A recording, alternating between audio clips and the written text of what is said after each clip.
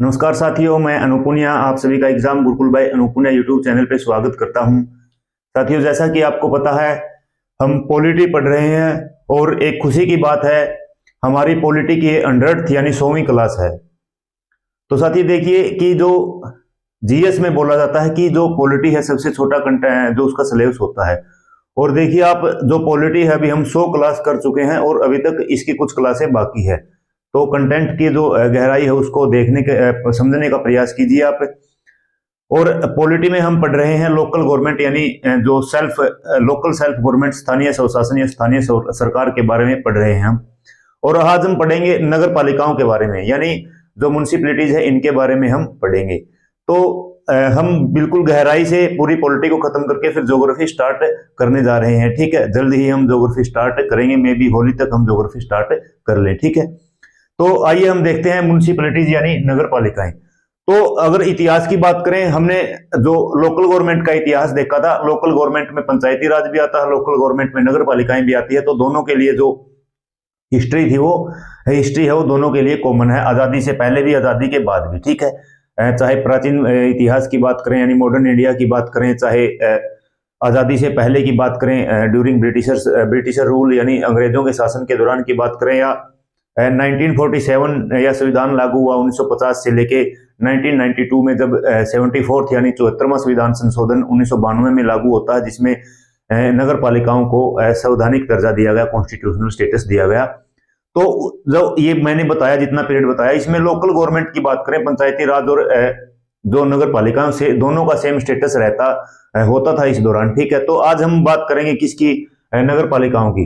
तो अगर सबसे पहले बात करें 1688 में सबसे पहली जो नगर पालिका बनाई गई, कौन सी बनाई गई, वो बनाई गई कौन सी, मद्रास। 1688 में 1688 में कौन, फर्स्ट म्युनिसिपल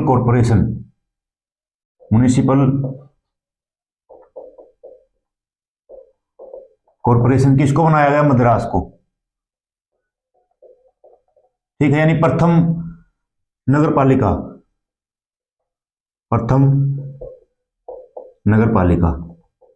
क्वेश्चन पूछा जा सकता है। ठीक है, अंग्रेजों के दौरान जो प्रथम नगर पालिका कौन सी थी, तो प्रथम नगर पालिका कौन सी होती थी, बनाई गई, वे बनाई गई मद्रास। ठीक है, उसके बाद 1726 में कलकत्ता और बॉम्बे दोनों को क्या बनाया गया, नगर पालिका बनाया गया। तो 1726 में किसको बनाया गया, 1726 में 1726 में किसको बनाया गया, बॉम्बे एंड कोलकाता क्या बनाया गया, म्युनिसिपल कॉरपोरेशन।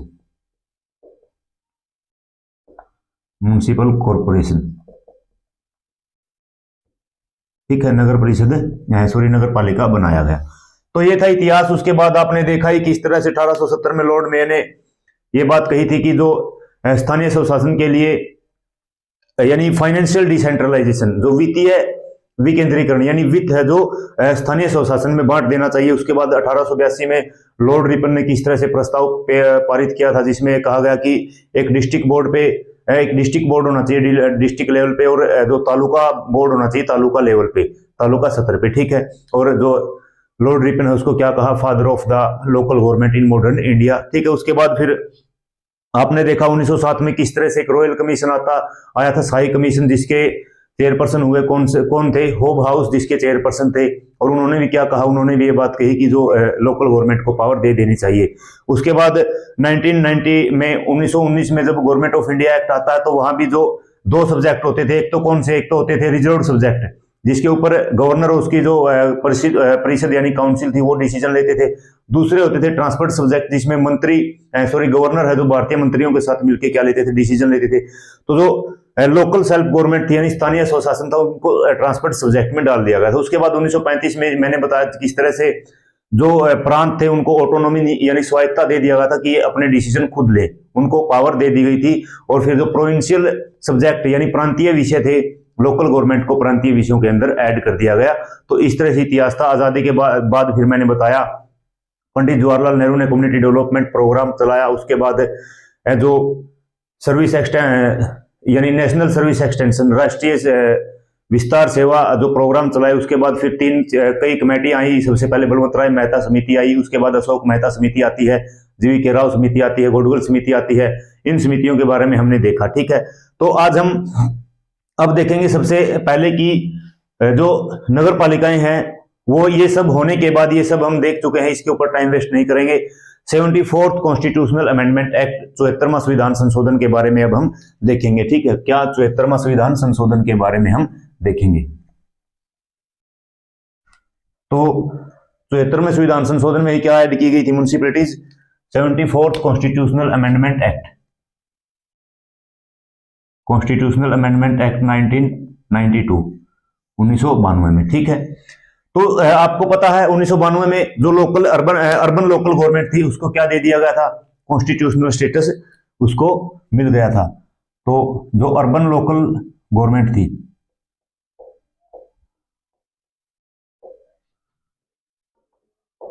उसको क्या मिल गया? Constitutional status.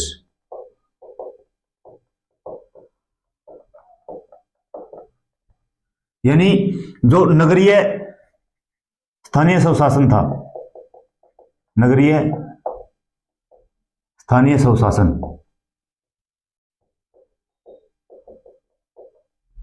उसको क्या संवैधानिक दर्जा दे दिया गया।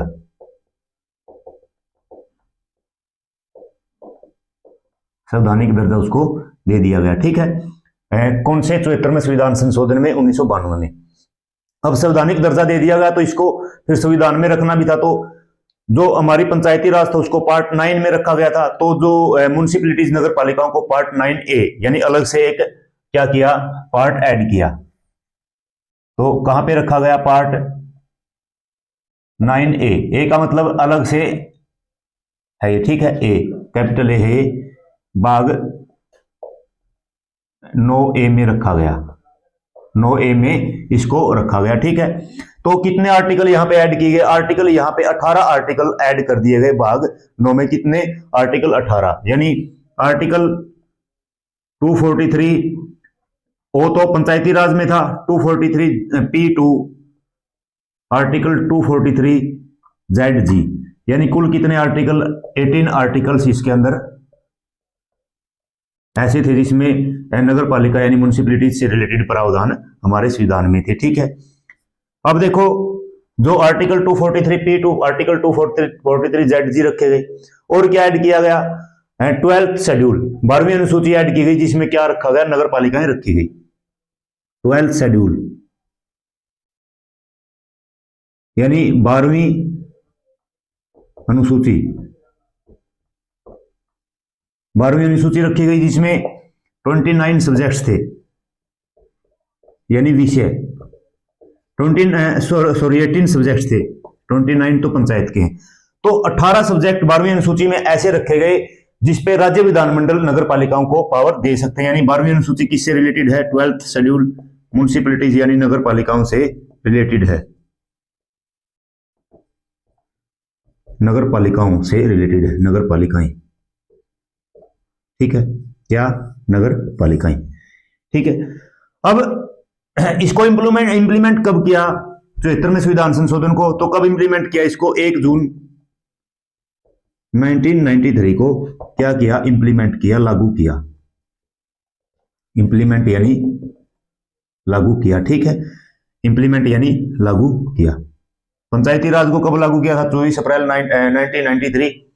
24 अप्रैल 1993 को सबसे पहले कहां पे उसको MP में लागू किया गया था, ठीक है।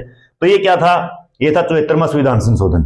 तो अब देखो सबसे पहले तो जो अर्बन लोकल गवर्नमेंट थी यानी नगरीय स्थानीय स्वशासन था, उसको संवैधानिक दर्जा इसके अंदर दे दिया गया, संविधान में इसको जोड़ दिया गया। भाग 9A में रखा गया, आर्टिकल 18 आर्टिकल ऐड किए गए भाग 9A में। आर्टिकल 243P2, आर्टिकल 243ZG, 12वीं अनुसूची जोड़ी गई जिसमें 18 विषय ऐसे थे जो राज्य विधानमंडल है वो नगर पालिका को इनके ऊपर पावर दे सकते हैं, ठीक है। और इसको कब लागू किया गया? 1 जून 1993 को इसको लागू कर दिया गया, ठीक है। अब देखते हैं कि जो जिस तरह से त्रिस्तरीय मैंने बताया 3 टायर सिस्टम है किसका? पंचायती राज का। तो म्युनिसिपैलिटीज का भी क्या है? 3 टायर सिस्टम है, ठीक है। जैसे नगर पंचायत है, एक है यानी नगर पंचायत है, और क्या है, और है एक है म्युनिसिपल काउंसिल। क्या है? म्युनिसिपल काउंसिल और म्युनिसिपल कॉर्पोरेशन। तो ये पॉपुलेशन के हिसाब से इनको रखा गया। तो देखो जो म्युनिसिपैलिटीज है इसको 3 में डिवाइड कर दिया गया, ठीक है। तो पहला तो क्या है? पहला है नगर पंचायत। नगर पंचायत, ठीक है, नगर पंचायत। नगर पंचायत क्या है? ट्रांजिशनल जो एरिया थे,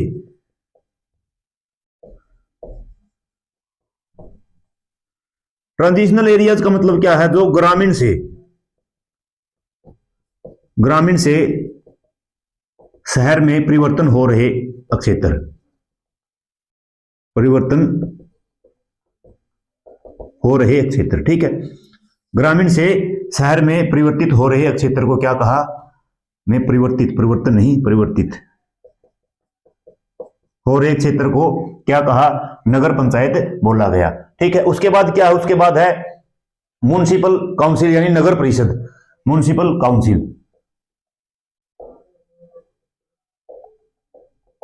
नगर परिषद, ठीक है। नगर परिषद क्या थे? जो स्मॉल अर्बन एरियाज थे, यानी जो छोटे नगर थे, छोटे शहर थे, ठीक है, स्मॉल अर्बन एरियाज, यानी छोटे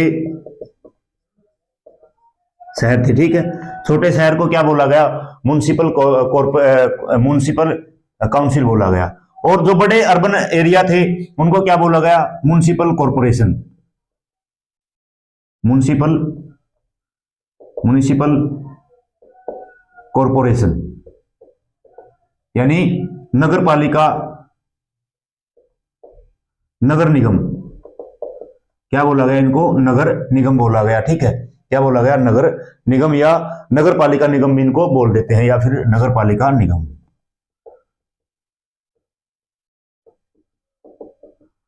और ये क्या थे? ये जो लार्ज अर्बन एरियाज थे, यानी बड़े शहर, ठीक है। तो देखो त्रिस्तरीय सिस्टम क्या था? जो पंचायती राज में भी था और नगर पालिका यानी म्युनिसिपैलिटीज में भी था।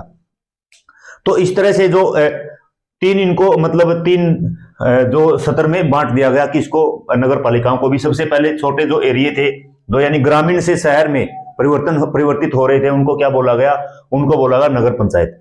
जो छोटे अर्बन एरिया थे उनको क्या बोला गया? उनको म्युनिसिपल काउंसिल बोला गया, नगर परिषद। और जो बड़े अर्बन एरिया थे, बड़े शहर थे, उनको क्या बोला? उनको बोला गया म्युनिसिपल कॉर्पोरेशन बोला गया, ठीक है। अब उसके बाद देखते हैं इनकी संरचना क्या है, यानी इनकी जो संरचना क्या होगी, सभी की गठन कैसे होगा इनका, इनकी जो स्ट्रक्चर क्या होगी उसके बारे में देखते हैं। तो वही जैसे ग्राम पंचायत में कंपैरिजन करके पढ़ना, जल्दी आसान याद हो जाएंगे, दोनों एक साथ याद हो जाएंगे, ठीक है। जैसे वहां पे ग्राम पंचायत में तीनों सत्र पे जो सदस्य थे वो क्या थे? इलेक्टेड थे। तो यहां पे भी क्या है? इलेक्टेड होंगे। स्ट्रक्चर यानी संरचना या गठन जिसको हम बोलते हैं। तो ऑल मेंबर क्या है? सभी सदस्य, सभी सदस्य क्या है? सभी सदस्य direct elected by people, direct elected by people, यानी सीधे जनता द्वारा चुने जाते हैं, ठीक है। किसके द्वारा? सीधे जनता के द्वारा चुने जाते हैं। और अब देखो जैसे पॉपुलेशन ज्यादा है, तो इसका मतलब क्या है भाई? मान लो एक नगर पालिका है या नगर निगम है, उसकी पॉपुलेशन बहुत ज्यादा, तो उसको जो कॉन्स्टिट्यूशनल एरिया थे उनके अंदर टेरिटोरियल कॉन्स्टिट्यूएंसी के अंदर डिवाइड कर दिया गया, यानी each municipal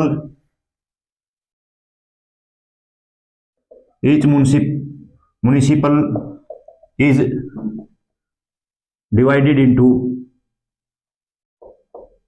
each municipal is divided into territorial constituency, territorial constituencies, यानी called as known as wards, वार्डों में बांट दिए गए। ठीक है, प्रत्येक नगरपालिका को छोटे निर्वाचन क्षेत्रों में, इसमें निर्वाचन क्षेत्रों में बांट दिया, जिसे क्या कहा, वार्ड कहा। ठीक है, क्या कहा, वार्ड कहा। ठीक है, यानी देखो जो पॉपुलेशन है वो बहुत ज्यादा हो जाएगी अगर एक की बात करें तो, मतलब सुविधा के लिए क्या कर दिया, सुविधा के लिए इनको सभी को क्या कर दिया, वार्ड के अंदर बांट दिया। अब बात है, देखो सभी जो इलेक्टेड मेंबर तो क्या है, डायरेक्ट इलेक्टेड हो गए। इनके चेयरमैन क्या है, इनके चेयरमैन डायरेक्ट और इनडायरेक्ट दोनों हो सकते हैं, लेकिन वो कौन डिसाइड करेगा, वो डिसाइड करेगा राज्य विधानमंडल। तो जो चेयरपर्सन का इलेक्शन है, यानी अध्यक्ष का इलेक्शन जिसको हम बोलेंगे, तो वो डायरेक्ट भी हो सकता है, वो इनडायरेक्ट भी हो सकता है, प्रत्यक्ष भी हो सकता है, अप्रत्यक्ष भी हो सकता है। किसके द्वारा, डायरेक्ट या इनडायरेक्ट, किसके द्वारा, डिसाइडेड बाय या determined, decided by state legislature, state legislature यानी राज्य विधानमंडल द्वारा,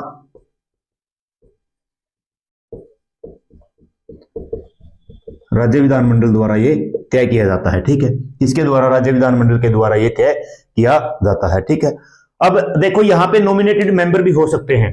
तो ये तो क्या थे, सदस्य है जो सीधे तौर पे जनता के द्वारा भी चुने जाते हैं, लेकिन कुछ जो सदस्य है नगर पालिकाओं में वो नॉमिनेटेड भी हो सकते हैं। वो किसके द्वारा डिटरमाइंड किए जाएंगे कि नॉमिनेटेड मेंबर होंगे या नहीं, वो भी राज्य विधानमंडल के द्वारा ही डिसाइड किए जाते हैं। तो नॉमिनेटेड मेंबर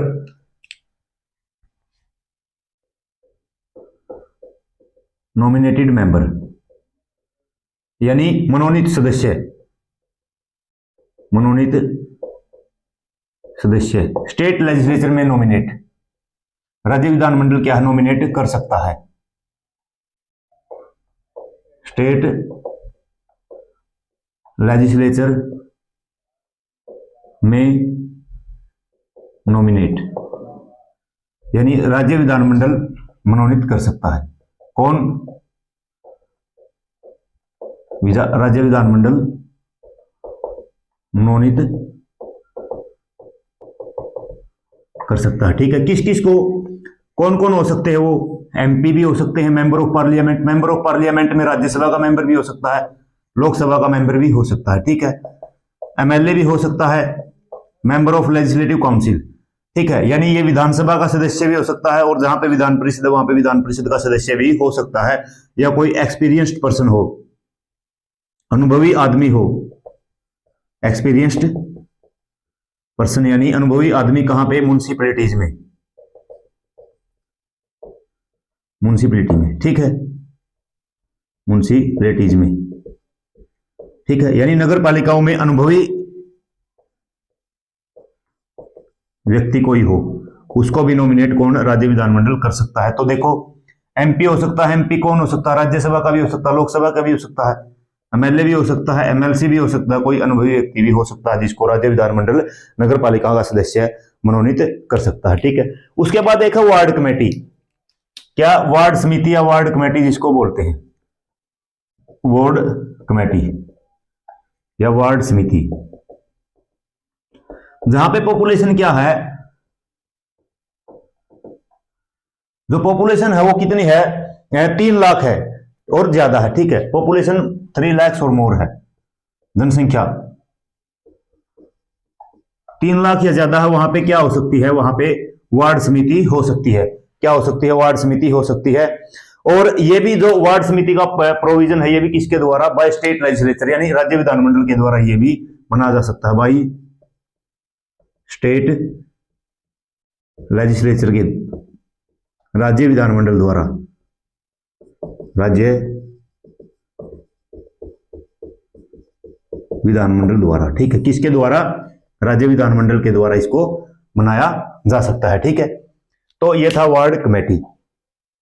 अब देखिए उसके बाद ये देख लिया हमने प्रोविजन, ये वो प्रोविजन है जो पंचायती राज से अलग है। वहां पे वार्ड कमेटी नहीं थी, वहां पे वार्ड नहीं था, वहां पे नॉमिनेटेड मेंबर नहीं थे, नॉमिनेटेड मेंबर भी थे तो उनके बारे में इतना नहीं था। ठीक है भाई, जो डिस्ट्रिक्ट लेवल पर, ब्लॉक लेवल पे ही नॉमिनेटेड मेंबर हो सकते थे, वो राज्य विधानमंडल डिसाइड करता था। लेकिन यहाँ पे जो नॉमिनेटेड मेंबर कौन हो सकते हैं, लोकसभा का MP, Rajya Sabha MP, MLA, MLC, member of legislative council यानी विधान परिषद का सदस्य हो सकता है, अनुभवी व्यक्ति हो सकता है। अब उसके बाद आगे मैं सिर्फ टॉपिक का नाम, पॉइंट का नाम लिखूंगा, वो जो सभी आपको क्या है पता होंगे। जिस तरह से पंचायती राज में हमने पढ़ा भाई रिजर्वेशन होगा सदस्यों का, किसका, सदस्यों का। तो यहां पे भी क्या है, 74th कॉन्स्टिट्यूशनल अमेंडमेंट एक्ट 73वां विधान संशोधन में ये बताया गया नगर पालिकाओं में भी क्या होगा, रिजर्वेशन यानी पॉलिटिकल रिजर्वेशन होगा। तो पहला पॉइंट क्या है, रिजर्वेशन। रिजर्वेशन यानी आरक्षण। तो क्या है, ये पहला पॉइंट सारे सेम है, मैं सिर्फ आपको मौखिक रूप से बताऊंगा। पहला क्या है, एससी एसटी के लिए आरक्षण होगा, रिजर्वेशन होगा उनके पॉपुलेशन के अनुपात में, जनसंख्या के अनुपात में, in the proportion of their population. ठीक है, और उनमें फिर 1/3 महिलाएं भी होगी। जो टोटल वुमेन रिजर्वेशन होगा वो कम से कम 1/3 होना चाहिए। ठीक है, 1/3 या 1/3 से ज्यादा होना चाहिए। ठीक है, उसके बाद और क्या है, जो महिलाओं का रिजर्वेशन है उसके लिए कोई टाइम लिमिट नहीं है। जिस तरह से राजनीतिक जो एससी एसटी का रिजर्वेशन है उसको हर 10 साल बाद क्या आगे एक्सटेंड किया जाता है संविधान में संशोधन करके, लेकिन महिलाओं का रिजर्वेशन में ऐसा कोई प्रावधान नहीं है। ओबीसी का रिजर्वेशन है वो किसके द्वारा, राज्य विधानमंडल के द्वारा, स्टेट लेजिस्लेचर के द्वारा क्या किया जाएगा, डिसाइड किया जाएगा कि ओबीसी को रिजर्वेशन मिलेगा या नहीं मिलेगा। और क्या है, और है जो रिजर्वेशन है वो तीनों सत्रों पे है। और रिजर्वेशन कहां पे, चेयरपर्सन और मेंबर के दोनों के जो चुनाव है वहां पे होगा। ठीक है, तो रिजर्वेशन के सारे कॉन्सेप्ट हमने पढ़े थे। उसके बाद आगे क्या है, नेक्स्ट पॉइंट है अपना टर्म, कार्यकाल। कार्यकाल देखो सेकंड क्या है, वहां पे से नोट कर लेना आप, चाहे सेम है सारे पॉइंट, टर्म या कार्यकाल। क्या पढ़ा था हमने, कार्यकाल कितना होगा, 5 साल के लिए होगा। बीच में अगर नगर पालिका भंग हो सकती है, तो अगर 6 महीने से ज्यादा का समय बचा हुआ है जो कार्यकाल का, तो री इलेक्शन होगा यानी दोबारा चुनाव होगा। और दोबारा चुनाव में जो दोबारा से नगर पालिका का गठन होगा, फिर क्या है, नगर पालिका का गठन बचे हुए जो समय काल है उसके लिए होगा, बचे हुए जो टर्म है उसके लिए होगा। ठीक है, और अगर 6 महीने से कम का समय बचा हुआ तो फिर चुनाव नहीं करवाया जाएगा, जो आम चुनाव होगा उसके साथ चुनाव करवाया जाएगा। तो ये क्या था, ये था जो किससे संबंध में, टर्म, कार्यकाल के संबंध में। तीसरा क्या है, तीसरा है यहां पे state finance commission. State finance commission यानी राज्य वित्त आयोग। और मैंने क्या बताया था, राज्य वित्त आयोग क्या है, राज्य वित्त आयोग पंचायती राज के साथ साथ जो लोकल गवर्नमेंट के लिए भी होता है, किसके लिए, लोकल गवर्नमेंट के लिए भी होता है। तो जो मतलब वित्तीय से संबंधित प्रावधान है वो कौन बनाता है, स्टेट फाइनेंस कमीशन बनाता है। ठीक है, वो सारे पॉइंट हमने पढ़े हैं क्या क्या करते हैं। उसके बाद और क्या है, नेक्स्ट है स्टेट इलेक्शन कमीशन। वही फाइनेंस कमीशन है जो वहां पढ़ा था, वही इलेक्शन कमीशन है। राज्य निर्वाचन आयोग क्या बता था, एक सदस्यीय बॉडी है, एक मेंबरी सदस्य है। ठीक है, और वो सदस्य है जो वो किसके द्वारा, उसकी सेवा शर्तें और उसकी नियुक्ति भी किसके द्वारा की जाती है, राज्यपाल के द्वारा की जाती है। उसको हटाया किसके द्वारा जा सकता है, जो हाईकोर्ट को के न्यायाधीश को हटाने की प्रोसेस है, वही सेम प्रोसेस किसकी है, वही सेम प्रोसेस है किसकी, जो राज्य यानी इलेक्शन, चीफ इलेक्शन कमिश्नर यानी इलेक्शन कमिश्नर ऑफ स्टेट है, राज्य के जो निर्वाचन आयुक्त होंगे उसको हटाने की प्रोसेस है। ठीक है, उसके फंक्शन क्या होते हैं स्टेट इलेक्शन कमीशन के, एक तो क्या है जो मतदाता सूची को तैयार करना यानी to prepare the electoral roll, और दूसरा क्या है पंचायत का और नगर पालिकाओं का क्या करवाना, चुनाव करवाना। ठीक है, अब उसके बाद हमने देखा था कि जो मतलब और क्या कार्य है, यानी इसके नगर पालिकाओं के और कार्य क्या है, और कार्य है जो मतलब एक तो जो सोशल डेवलपमेंट, इकोनॉमिक डेवलपमेंट, आर्थिक है जो विकास है, और क्या सोशल जस्टिस यानी सामाजिक न्याय के लिए कार्य करना, और इनको लागू करने के लिए कोई ऐसी स्कीम को लागू करना जो राज्य सरकार उनके ऊपर मतलब सौंपती है, उनको सौंपती है। ठीक है, और क्या है 12वीं अनुसूची में जो 18 विषय दिए हुए हैं, 18 सब्जेक्ट जो दिए हुए हैं, उनके संबंध में राज्य विधानमंडल नगर पालिकाओं को पावर दे सकते हैं। ठीक है, क्वालिफिकेशन क्वालिफिकेशन क्या है, वही 21 वर्ष की आयु होनी चाहिए जो सदस्य क्या है, सदस्य बनना चाहता है, यानी जो भी उम्मीदवार सदस्य बनना चाहता है, और जो बची हुई क्वालिफिकेशन है, रिमेनिंग क्वालिफिकेशन है, वो राज्य विधानमंडल के द्वारा तय की जाती है। ठीक है। और फाइनेंस कहां से मिलेगा? एक तो जो राज्य विधानमंडल है वो पावर दे दे किसको, नगर पालिकाओं को, कि आप टैक्स लगाइए, टैक्स को कलेक्ट करिए और उसको फिर आप प्रयोग में लाइए। दूसरा क्या है, राज्य विधानमंडल खुद टैक्स को लगा के, टैक्स को कलेक्ट करके किसको सौंप दे, उस टैक्स को नगर पालिकाओं को सौंप दे कि आप अपने मतलब विकास के लिए इसका प्रयोग कीजिए। ठीक है। उसके बाद और क्या है, जो स्टेट का जो कंसोलिडेटेड फंड ऑफ स्टेट यानी राज्य की संचित निधि है, उसमें ग्रांट इन एड है, यानी अनुदान के रूप में मिल सकता है। और क्या है फिर, स्टेट फाइनेंस कमीशन। और क्या है, यानी जो नगर पालिकाओं के लिए निधियों का निर्माण किया जा सकता है, गठन किया जा सकता है, कॉन्स्टिट्यूशन ऑफ फंड, यानी उनका निर्माण किया जा सकता है। और जो 5 सोर्स होते हैं नगर पालिकाओं को फंड के, ये भी बता दूं मैं आपको। एक तो टैक्स रिवेन्यू होता है, जैसे प्रॉपर्टी टैक्स हो गया, वाटर टैक्स हो गया, इस तरह से। एक होते हैं non tax revenue. Non tax revenue में जैसे फीस हो गई, ठीक है, और फाइन हो गए। उसके बाद एक होता अनुदान के रूप में, ग्रांट इन एड के रूप में, जैसे सेंटर से भी मिलता है वो, और कहां से, स्टेट से भी मिलता है नगर पालिकाओं को। ठीक है। उसके बाद लोन कहां से मिल सकते हैं? लोन सेंटर से भी मिल सकता है, और लोन है जो यानी मॉनेटरी बॉडीज हैं, जैसे बैंक है, बैंक से भी मिल सकता है। और ट्रांसफर यानी हस्तांतरण भी किया जा सकता है वित्त का, एक जगह से दूसरे जगह पे। ठीक है। उसके बाद और क्या है, जो स्टेट फाइनेंस कमीशन हमने देख ही लिया भाई। स्टेट फाइनेंस कमीशन क्या है, गवर्नर के द्वारा हर 5 वर्ष में बनाया जाता है, प्रत्येक 5 साल में बनाया जाता है। उसके कार्य क्या होते हैं? एक तो जो फाइनेंशियल यानी नगर पालिकाओं को वित्तीय रूप से कैसे मजबूत किया जा सकता है, और क्या जो भारत की संचित निधि है उसमें नगर पालिकाओं की क्या भागीदारी रहेगी। ठीक है। ये यानी अनुदान के संबंध में कितनी भागीदारी रहेगी, और कोई ऐसा कार्य गवर्नर, वित्त से संबंधित कार्य गवर्नर उनको सौंप दे तो वो कार्य भी वो करते हैं। ठीक है। तो ये क्या था, ये था नगर पालिकाओं से संबंधित हमारी क्लास थी। और जो लोकल गवर्नमेंट की जो क्लास है, जो चैप्टर है वो खत्म होता है। नेक्स्ट क्लास में हम देखेंगे इलेक्शन कमीशन ऑफ इंडिया, यानी भारत का निर्वाचन आयोग। बहुत इंपॉर्टेंट है। अभी लगभग बॉडीज बची हुई है, यानी निकाय बचे हुए हैं, या जिसको हम बोलते हैं इंस्टीट्यूट बोलते हैं। ठीक है। वो बचे हुए हैं, उन चीजों के बारे में हम देख रहे हैं एक एक करके। तो क्या है, बहुत जल्द ही लगभग 8 से 10 क्लास में कोशिश करेंगे पॉलिटी हमारी खत्म हो जाए। ठीक है। और आज की क्लास को यहीं तक रखते हैं। उम्मीद करता हूं सभी चीजें आपको अच्छी तरीके से समझ में आई होगी, और सभी चीजों को आप नोट डाउन जरूर कर रहे होंगे। अगर कोई भी साथी हमारे चैनल के ऊपर फर्स्ट टाइम विजिट कर रहा है तो चैनल को सब्सक्राइब जरूर करना, वीडियो को लाइक करना, और सीरियस एस्पिरेंट्स हैं, जो सीरियस स्टूडेंट्स हैं, जो तैयारी करना चाहते हैं, हमसे जुड़ना चाहते हैं, क्वालिटी कंटेंट चाहते हैं, तो चैनल को सब्सक्राइब जरूर करना, और उनके पास ये वीडियो शेयर भी जरूर करना।